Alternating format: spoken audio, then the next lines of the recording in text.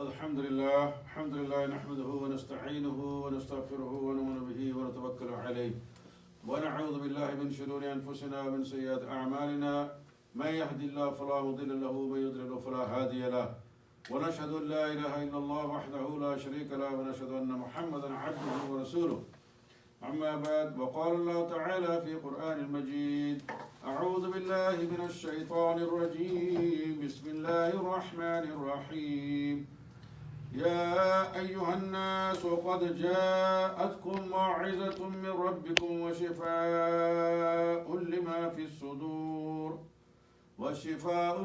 الصدور وهدى ورحمة للمؤمنين قل بفضل الله وبرحمته فبذلك فليفرحوا هو خير مما يجمعون صدق الله العظيم.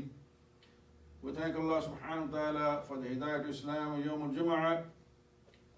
Today we're going to talk about the great ni'mah, the blessing of Allah upon us in the form of Quran, the book of Allah subhanahu wa ta'ala, and what are its rights upon us as Muslims, as believers. So Allah subhanahu wa ta'ala says in Quran, in Surah Yunus, verse number 57, 58, Ya ayyuhan nas. So Allah subhanahu wa ta'ala is addressing the whole mankind, and He's telling them, لَقَدْ جَاءَتْكُمْ مُوعِظَةٌ مِّن رَبِّكُمْ, that indeed an advice has come to you. Mu'iza means an advice towards goodness, towards your success in this dunya and in the hereafter.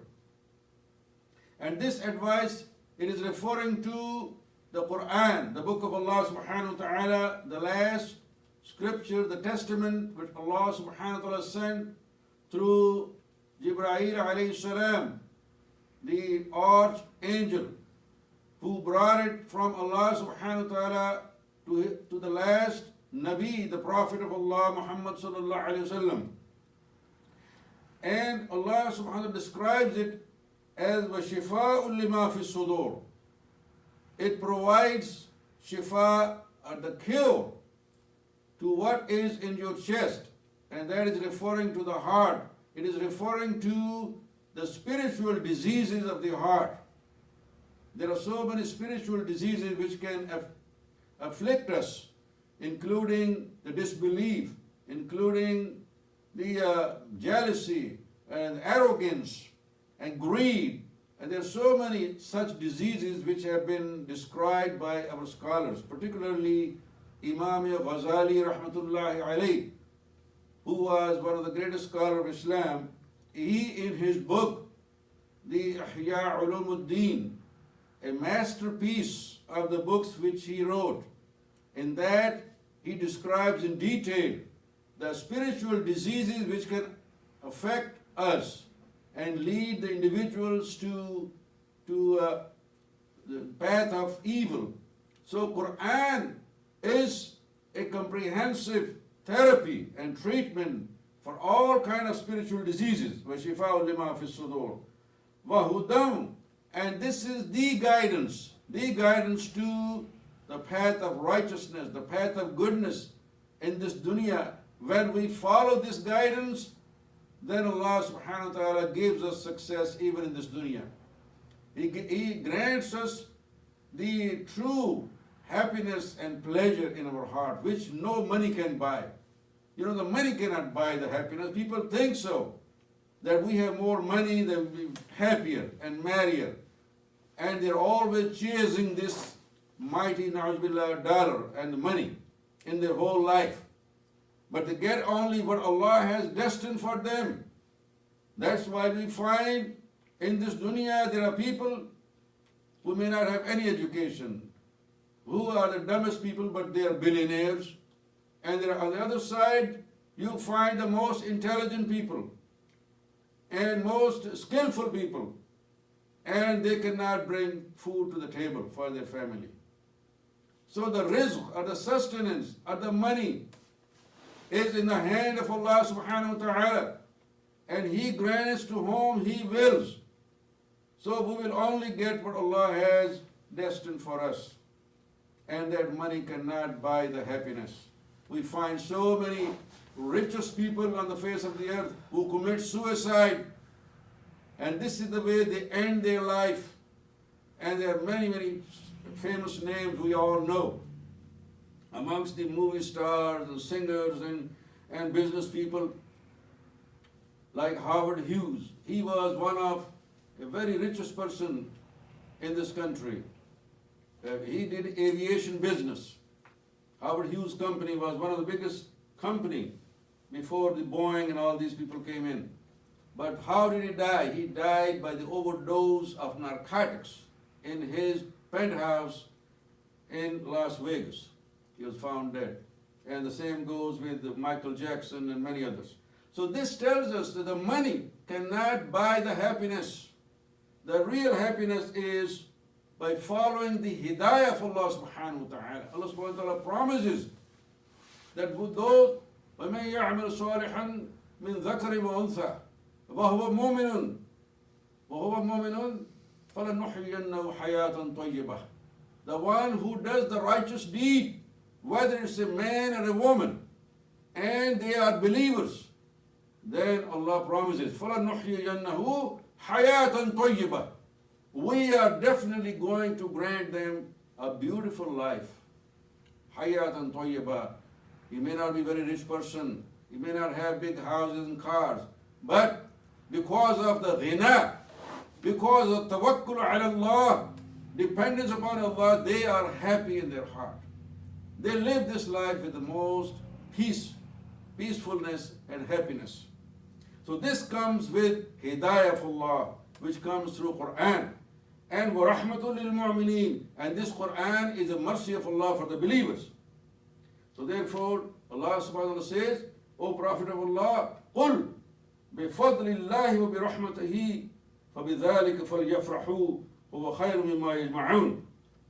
That this is the blessing of Allah. This is His kindness upon you, O mankind, that He sent the Quran as your hidayah. So for this reason, فَلْيَفْرَحُوا, celebrate your happiness. This farah means peace and happiness. This will come to you through the Quran. هُوَ خَيْرٌ مِمَّا يَجْمَعُونَ. This is far better than what you are gathering in this dunya, in the form of money, in the form of wealth and assets and so on. So this is the ayah of Surah Yunus, which tells us about this one of the greatest blessings of Allah subhanahu wa ta'ala upon not just the Muslim, the whole mankind, because of these reasons which Allah gave to us. This is mu'izah. This is the advice and the guidance in all matters of our life. Second, it is shifa'u lima fi sudur. This is the cure for diseases, the spiritual diseases of the heart which the mankind is suffering today, and is trying to cover it with the narcotics and the drugs and the alcohol and illegal and illicit sex. This is what they are engaged in order to achieve happiness, but they can never achieve happiness. They keep on digging their hole deeper and deeper into depression, and eventually they leave this dunya with this depression, in spite of all the money, in spite of the power and everything. So, وَرَحْمَةٌ لِلْمُؤْمِنِينَ. This is the mercy of Allah subhanahu wa ta'ala. Now, since this is one of the greatest mercy and rahmah of Allah upon us, the Quran, there are certain rights of Quran upon us as believers, and we should fulfill those rights. There are 5 important rights of Quran upon us we should understand. First and the foremost is Iman bil Quran. We must believe in Quran with our heart as a book of Allah, as a kalamullah, a direct talk of Allah subhanahu wa ta'ala. So whatever is in the Quran is coming from the Lord of the universe, Allah subhanahu wa ta'ala. So we should believe with our heart upon that and strengthen this Iman. Second, we should do tilawah of the Quran, recitation of Quran as much as possible. And this should be done with tartil. We should learn the rules of how to recite the Quran. This is the right of Quran upon us. We must learn it. If we don't know, there are ways to learn from teachers, from the people online who teach us. So we should learn it. And there is rewards for those who learn to recite the Quran in the best possible manner. The Prophet ﷺ on hadith, he said, عن عائشة, reported by Aisha رضي الله عنها, قالت, قال رسول الله صلى الله عليه وسلم, الماهر بالقرآن مع السفرة الكرام البررة. The one who is mahir, expert in reciting Quran, he is going to be in the company of the most honored and respectable malaika on the day of judgment. وَالَّذِي يَقْرَأُ الْقُرْآنَ وَيَتَعْتَعُ فِيهِ وَهُوَ عَلَيْهِ شَاكٌ لَهُ أَجْرَانِ. And the one who has difficulty in reciting Quran, he tries to learn it, but he cannot do it the best way. For that person also, there is a double reward for making the effort. So therefore, we should make efforts to learn how to recite Quran the best possible manner. This is the second right of Quran upon us. The third right of Quran is tafakkur wa tadabbur. That we must recite and read the Quran with understanding. Try to learn what is the message of the Quran to us. What does Quran demand from us? How we must implement the teaching of Quran in our lives. So this we can do if we know the Arabic language. But if we don't, we should learn, or we can turn to some commentaries on Quran by the scholars and learn from there. The fourth right of Quran is to do the iqamah of the ihkam, the commands of Quran we should establish in our lives, in the lives of our families, in the lives of the society, people of the society. We should establish Quran. We should not just read, we should not just understand and think and learn about it. We must practice the teaching of Quran. This is the fourth important right of Quran upon us. The Rasulullah sallallahu alaihi wasallam said, Al-Quran hujjatul lak aw alayk. The Quran is either an argument against you or an argument in favor of you. So it is going to be giving an argument in our favor in the court of Allah on the day of judgment. There are hadiths which tell us that the Quran, the person who recites the Quran on the day of judgment, the Quran will become our shafi'. Our case will be pleaded by the Quran. Allah will give the Quran a way to talk in our favor. If we have been in close contact with Quran in this dunya, on the day of judgment, the Quran will speak in our favor. And this is the hadith of Rasulullah. He said, اقرأوا والقرآن فإنه يأتي يوم القيامة شفيعا لأصحابه. So recite the Quran, because Quran will come on the day of judgment as a shafi', as an individual who will plead your case when we cannot find an attorney for us to plead our case. The Quran will plead our case.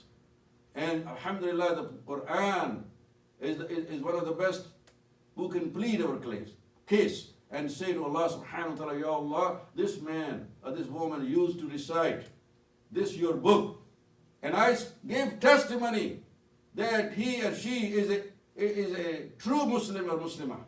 So Allah forgive him. So we want Quran to be our shafi'. And the last but not the least right of Quran is that we should share the message of Quran with our fellow human beings through tabligh wa da'wah ila Allah. With the truth of Quran which Allah has given to us, not only we recite and we practice in our lives, but we should share its truth with our fellow human beings so they could also be successful in this dunya and akhirah. To again enumerate the rights of Quran upon us, these are 5 important rights. First, iman wa ta'zim. We should have strong belief and we should respect and honor the Quran. Second, tilawa wa tartil. We should recite with tartil. We should learn that on a regular basis. Third, tafakkur wa tadabbur. We should ponder upon the meaning of the ayat of Quran and learn that. And fourth, we should establish its commandments in our lives, in our families, in the society we live in. And 5, we should do the tabligh wa da'wah ila Allah about the command of Quran. These 5 are important rights of Quran upon us. If we fail to do and fulfill these rights, we will be held accountable, because I shared the hadith of Rasulullah ﷺ with you. Al-Quran hujjatul lak aw alayk. The Quran is either going to be an argument in your favor or against you. So we should make every effort that inshallah, with the rahmah of Allah, the Quran is a hujjah in favor of us. That the Quran become our pleader, our shafiq on the day of judgment before Allah subhanahu wa ta'ala. May Allah subhanahu wa ta'ala help and guide us, that we recognize the rights of Quran upon us and will fulfill them in the best possible manner. أقول قولي هذا وأستغفر لي ولكم ولسائر المسلمين واستغفروا إنه الغفور الرحيم.